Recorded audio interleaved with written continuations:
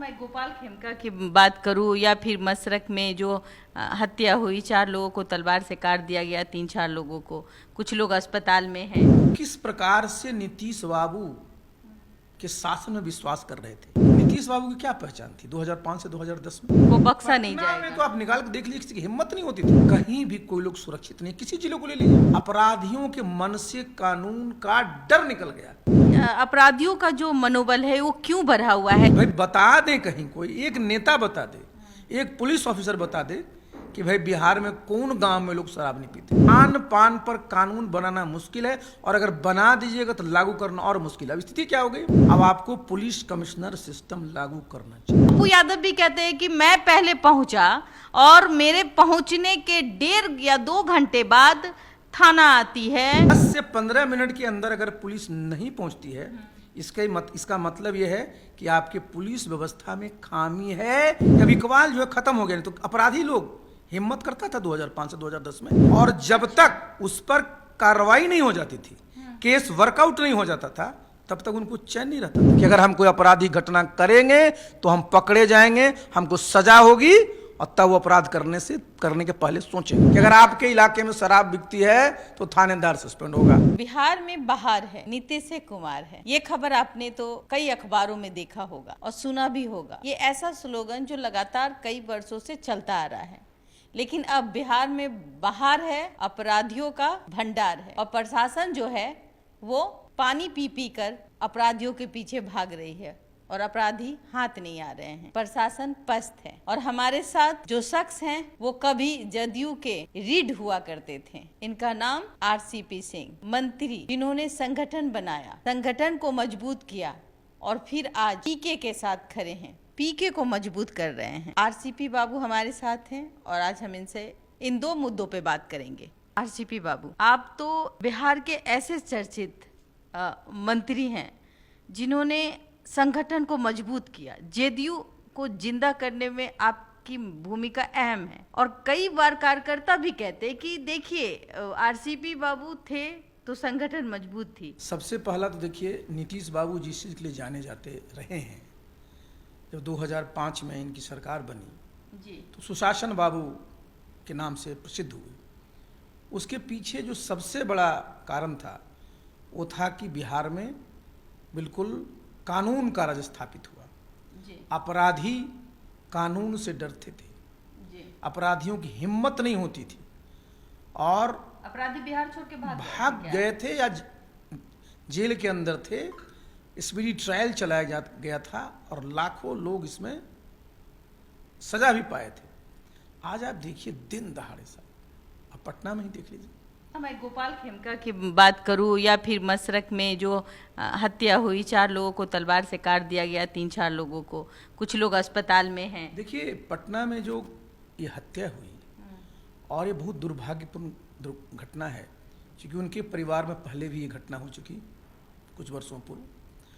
और आप जरा समझिए कि जिनकी हत्या हुई वो किस प्रकार से नीतीश बाबू के शासन में विश्वास कर रहे थे।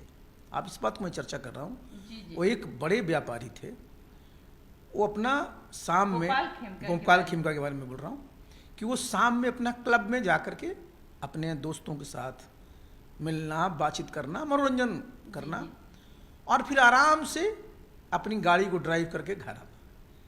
आप जरा निश्चिंत थे। निश्चिंतता, यही मैं बता रहा हूँ। देखिए यही चीज होती है कि भाई वो बिल्कुल निश्चिंत थे। उनकी आस्था थी कि बिहार में कानून का राज है, और अपराधी किसी प्रकार का नुकसान उनको नहीं करेंगे। नहीं तो आखिर क्यों कोई इतने रात में घर के बाहर जाएगा और घर में आएगा, और आती देखिए। अब दूसरा तरफ जरा देखिए, जो अपराधी जरा देखिए उसका वीडियो फुटेज, किस आराम से वो आता है, हत्या कर करके आपका स्कूटी पर चला जाता है, बहुत आसानी से चला जाता है। देखिए नीतीश बाबू की क्या पहचान थी 2005 से 2010 में? हम उनके साथ थे।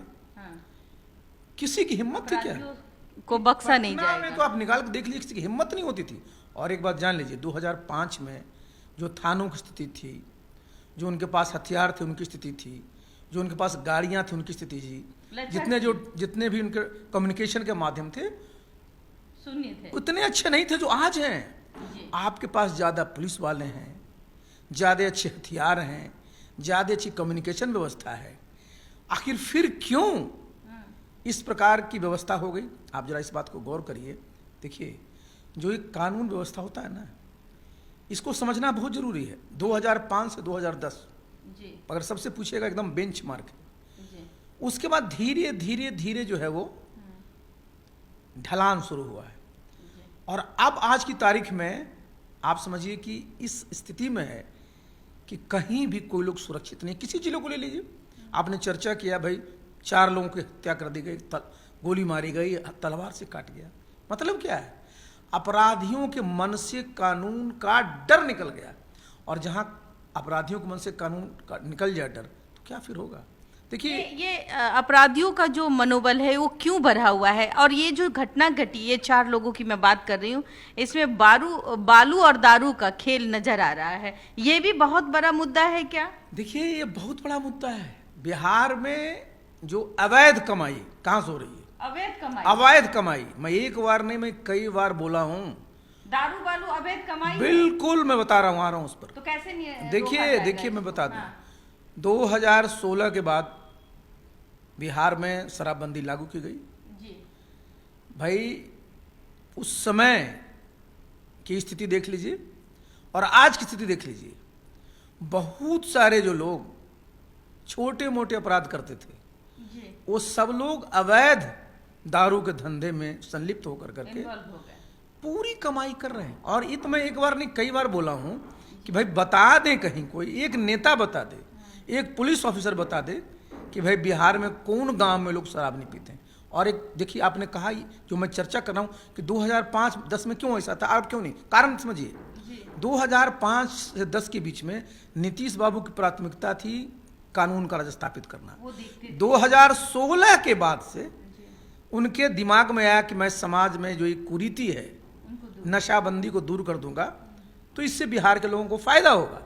उनकी सोच अच्छी थी, लेकिन देखिए लोहिया जी, नहीं नीतीश बाबू की सोच अच्छी थी। नहीं, देखिए सोच अच्छी थी, लेकिन एक बात दिमाग में रखिए, नीतीश बाबू तो लोहिया जी के विचारधारा के समर्थक रहे हैं ना। लोहिया जी भी कहा करते थे कि खान पान पर कानून बनाना मुश्किल है, और अगर बना दीजिएगा तो लागू करना और मुश्किल है। अब स्थिति क्या हो गई? पूरी की पूरी पुलिस 2016 के बाद से, जब निश्चय नीतीश बाबू ने शराबबंदी पर फोकस किया, उसका पूरा का पूरा ध्यान कहाँ चला गया? कानून व्यवस्था से हट करके वो सिर्फ शराबबंदी। अब स्थिति क्या हो गई है? हाँ। आप चले जाइए, दिन भर पटना में चेकिंग होती रहती है। क्या चेकिंग होती है भाई? पटना में चेकिंग कर रहे हैं, यही मैं कह रहा हूं, चेकिंग क्या कर रहे हैं आप? जबकि यहां अपराधी स्कूटी पर घूम रहा है, तो 300 मीटर तो हो के नजदीक ये इस चीज को समझना जरूरी है। गांधी मैदान था ना? कि पुलिस विभाग का जो पहला और अंतिम काम है कानून व्यवस्था स्थापित करना, और आपने उनके ऊपर क्या दे दिया कि आपका अंतिम काम क्या है? शराबबंदी लागू करना। आपने फोकस में जो है ना ला दिया शराबबंदी को। इसके चक्कर में पूरा का पूरा पुलिस महकमा जो है ना, एक तरह समझिए जो उसका मुख्य दायित्व था उससे हट गया। और एक बात और मैं बता दूं, अब पटना देख लीजिए कितना बड़ा शहर हो गया है, और कोई सोचता नहीं है। मैंने एक बार ने मैं कई बार बोला हूं, देश में बहुत कम प्रदेश अब रह गए हैं। मैं तो आईएएस अफसर था, जी लेकिन आप जरा समझ लीजिए कि अब पटना में एक एसएसपी रैंक का अफसर होता है, जबकि जितनी आबादी है, अब देखिए समय आ गया है।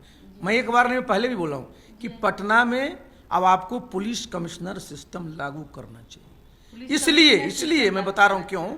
आपके पास बहुत सारे एडीजी लेवल के ऑफिसर हैं, उनकी जिम्मेवारी है जो पुलिस कमिश्नर के रूप में होंगी। उनके अंदर जो है आईजी लेवल का ऑफिसर होगा, स्पेशल पुलिस कमिश्नर, उनके नीचे सारे जो डीसीपी होंगे। तो आपके जो जितने भी पदाधिकारी हैं उनकी जिम्मेवारी भी होगी, और साथ साथ में जिम्मेवारी ऊपर के स्तर की होती है ना, तो निश्चित रूप से उसका प्रभाव पड़ता है। और आज देखिए, इसको कोई प्रेस्टीज की बात नहीं बनानी चाहिए। पटना में तो होना ही चाहिए। जितने भी आपके बड़े शहर हैं, मुजफ्फरपुर है, दरभंगा है, भागलपुर है, गया, सब में पुलिस कमिश्नर सिस्टम लागू होना चाहिए। इससे होगा क्या कि देखिए, अब वो शहर नहीं रहा ना। अब पटना वो वाला पटना नहीं है जो 2005 में था। पटना 2025 का, पटना 2030 का अलग होगा। तो वहाँ की जो पुलिस व्यवस्था होगी ना, वो बिल्कुल दूसरे तरह की होगी। तो आपको इसमें सोचना पड़ेगा। अब बताइए, एक डिस्ट्रिक्ट मजिस्ट्रेट अपना काम देखेगा, और वैसे पटना में एसएसपी, इस बात को जरा सुनना जरूरी है। पटना के एसएसपी, पटना के डिस्ट्रिक्ट मजिस्ट्रेट का क्या काम रह गया है? जो और काम है तो काम ही है। यहाँ पर माननीय मुख्यमंत्री जी रहते हैं, माननीय गवर्नर रहते हैं, बड़े बड़े लोग बाहर से आते रहते हैं, तो इनका तो काम प्रोटोकॉल में ही निकल जाता है कि मुख्यमंत्री का यहाँ प्रोग्राम है वहाँ भी जाना है, गवर्नर का वहाँ प्रोग्राम है उसमें भी जाना है। तो बताइए, जो उसका मुखिया है वो और कामों में व्यस्त। इसलिए मैं बता रहा हूँ, ये समय आ गया है कि बिहार में खास करके पटना इतना बड़ा शहर है और जो हमने बताया 4-5 डिस्ट्रिक्ट्स में, उन सब जगह पुलिस कमिश्नर सिस्टम को लागू कर देना चाहिए, क्योंकि शहरीकरण बढ़ा है। और जब शहरीकरण बढ़ा है तो उसमें पुलिस का जो पूरे दूसरे देश में भी, पूरे प्रदेशों में देख लीजिए, आप दिल्ली में देख लीजिए, उत्तर प्रदेश में देख लीजिए, वहाँ भी पुलिस कमिश्नर सिस्टम लागू किया गया है। अच्छा। हाँ बिल्कुल। तो यहाँ उसको लागू करने से होगा क्या ना, कि आपके जो वरीय पुलिस के पदाधिकारी हैं उनकी जिम्मेवारी सीधे सीधे और बढ़ेगी। बिल्कुल। अच्छा, ये मात्र 300 मीटर थाना, गांधी मैदान, सीसीटीवी कैमरा लेस, ऐसा भी नहीं है कि हम कहें कि किसी जिला की ये बात है, जिला में चलिए ऐसे अपराधी घूमते होंगे, उस पर भी लगाम लग जाती है अगर प्रशासन की सख्ती नज़र रहती है तो। लेकिन ये राजधानी है जहाँ मुख्यमंत्री जी रहते हैं, जहाँ राज्यपाल रहते हैं, और गांधी मैदान जैसे इलाके आप देख रहे हैं कि थाना एकदम बगल में है और 1.5-2 घंटा, आरोप ये है, पप्पू यादव भी कहते हैं कि मैं पहले पहुंचा और मेरे पहुंचने के 1.5 या 2 घंटे बाद थाना आती है। और इसमें सबसे बड़ी गलती किसकी नजर आती है आपको? प्रशासन में कमियां हैं? देखिए, आपने जो पुलिस का जो जिसको लोग पेट्रोलिंग कहते हैं, अगर आप देखिएगा पटना में जाइएगा तो जगह जगह पर पीसीआर वैन लगी रहती है। जी। उसका क्या काम है? उसका काम ही यही है कि जितनी सड़कें हैं उनमें 10 से 15 मिनट के बीच कोई ना कोई गाड़ी पार करते रहेगी। देखिए रिस्पांस, देखिए कोई घटना घट गई, 10 से 15 मिनट के अंदर अगर पुलिस नहीं पहुंचती है, इसका मतलब यह है कि आपके पुलिस व्यवस्था में खामी है, इसको दूर किया जाना चाहिए। और 1.5 घंटा 2 घंटा इतना बड़ा अपराध होने के बाद तो इसका तो कोई भी समझिए किसी के पास जवाब नहीं। हाँ, इतना जरूर है, देखिए मैं बता दूं, कानून व्यवस्था कायम कैसे होता है? राइफल से नहीं होता है, बंदूक से नहीं होता है, पुलिस की वर्दी से नहीं होता है, शासन का इकबाल। और ये सामने लगता है कि अब इकबाल जो है खत्म हो गया, नहीं तो अपराधी लोग हिम्मत करता था 2005 से 2010 में, शासन का इकबाल था, इकबाल था, और इकबाल खत्म हो गया। सबको पता है कि भाई माननीय मुख्यमंत्री जी उसमें दिलचस्पी रखते। आपको मैं बता दूं, उसमें जितने डीजीपी रहे पूछ लीजिएगा उनसे, नीतीश बाबू सवेरे सवेरे उठते हैं, अब आजकल तो मैं नहीं जानता हूं रूटीन, उसमें उठते थे सवेरे, जितने अखबार हैं सबको देखते थे, न्यूज आपका टीवी का देखते थे, और कहीं अगर कोई अपराध की घटना हुई पूरे बिहार में, मैं तो उनका प्रिंसिपल सेक्रेटरी था, मुझे बोलते थे और खुद डीजीपी से बात करना, संबंधित पदाधिकारी से बात करना, और जब तक उस पर कार्रवाई नहीं हो जाती थी, केस वर्कआउट नहीं हो जाता था, तब तक उनको चैन नहीं रहता था। तब न जाकर के बिल्कुल यही तो था। आखिर स्थापित कैसे हुआ? बिहार में कानून का इतने एक्टिव, जब कोई केस ब्लाइंड हो नहीं सकता था, पता कर लीजिए। मतलब कि मतलब वो खुद बात करते खुद और अखबार और खुद बता रहे हैं आपको, क्योंकि मैं तो उनका प्रिंसिपल सेक्रेटरी था, मेरी भी बीमारी थी, लेकिन अपने भी बात करते थे, खुद बात करते। और बात ही सिर्फ नहीं करना है, जिम्मेवारी है कि आपको बताना है कि भाई क्या हुआ, पकड़ा गया, क्या हुआ, एक एक चीज की मॉनिटरिंग। तो देखिए उस समय तो चूंकि नई सरकार थी, उनको लीडरशिप लेना था, लिए हम लोग साथ में थे, व्यवस्था को तो और मजबूत होना चाहिए। जो 2005 से 10 में नीतीश बाबू की व्यवस्था थी, उससे तो और बढ़िया होना चाहिए था ना। अब और उल्टा हो गया। मैंने देखिए इसके पीछे और कोई कारण मैंने बताया, जो ये सीधा जो फोकस, उसमें नीतीश बाबू का फोकस क्या था कि कानून का राज हमको स्थापित करना है, उसके लिए चाहे जो भी हो करना है। अब आपके उसमें आ गया कि नहीं साहब हमको तो शराबबंदी लागू करना है, इसी में डी फोकस हुआ है। और देखिए आप सभी काम एक समय में नहीं कर सकते हैं। देखिए आपको शराबबंदी लागू कराना है तो जो उसका एक्साइज डिपार्टमेंट है उसकी मेन जिम्मेवारी है। जिम्मेवारी आपने दे दिया किसको? पुलिस को। और वो पुलिस के पास आप जरा समझिए, हम लोग ट्रेनिंग में बोलते हैं कि जब एक थाने का सिपाही चलता है ना, उसके डंडे में कई सौ कानून होते हैं, क्योंकि उसी को करना है।